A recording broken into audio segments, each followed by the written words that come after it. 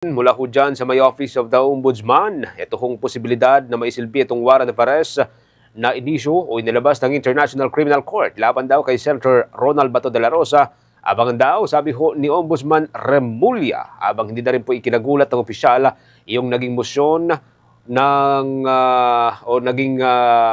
desisyon ng Supreme Court doon sa motion ni Senator Bato de la Rosa at si dating Pangulong Rodrigo Roa Duterte para ho ilabas sana yung kopya ng warrant of arrest na nagmula sa International Criminal Court.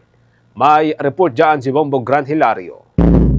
Itinuring lamang ni Ombudsman Jesus Crispin Boying Remulla na hindi actionable ang patungkol sa motion inihain ni Senador Bato de la Rosa at former President Rodrigo Roa Duterte ukol sa umunoy inilabas na arrest warrant ng International Criminal Court. Ito ang naging reaksyon ng Ombudsman matapos ibasura ng katas-tasang hukuman ang very urgent motion ng mga complainant kaugnay sa naturang issue. Naniniwala kasi si Ombudsman Remulla na hindi ito kayang aksyonan lalo pat get niya ang kopya ng warrant ay sikreto o pribado lamang. Kung kaya't anyay, abangan na lamang raw ang susunod na posibleng mangyari patungkol sa umunoy inisyong warrant of arrest ng International Tribunal labatas. Dagdag na naturang opisyal na dadaan ito sa proseso kung kaya't kinakailangan ng pasensya sa paghihintay. Ilabas niyo raw yung warrant of arrest sa kanya. Hindi naman talaga actionable yun eh.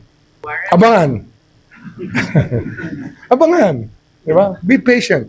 Everything is a process.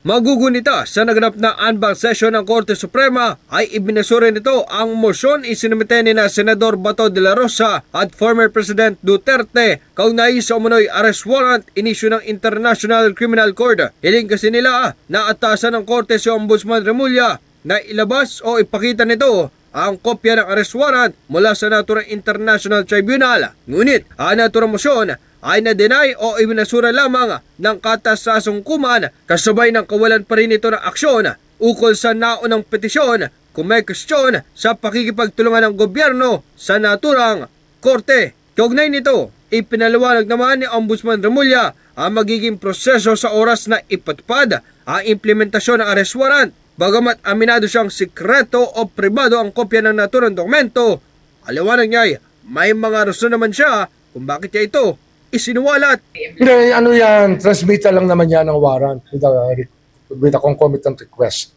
na kasama to arrest. It can be through the PCTC, it can be an email to the DOJ, it can be an email to the DFA. Yan, any of those we were choosing. Kaya lang, nagkataon lang, nakita ko yung kopya ng warrant, kaya alam ko. Nakalagay nga doon, secret eh. This is a secret, parang resolution eh, kasi ayaw talaga nila ma-alarm. Pero I had my own reasons eh. Kaya sabi ko nga sa inyo, ay scoop ko yun eh. Diba?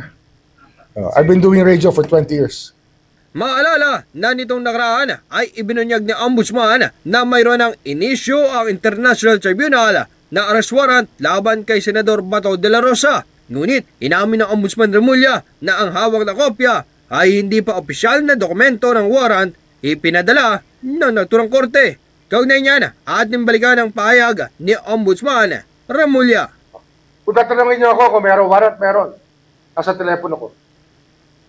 I have a copy. Pero hindi pa yan, hindi siya official copy. Kaya basta alam ko meron. Confirmed yan. Nasa telepono ko yung warrant. Pero hindi yan official copy eh. Dadaan niya sa proper channels para ma-implement yan. Nag-uulat mula Office of the Ombudsman, ito si Bombo Gran Hilario, and this is Bombo Radio Philippines, the #1 and most trusted source of news information. Basta Radio, Bombo!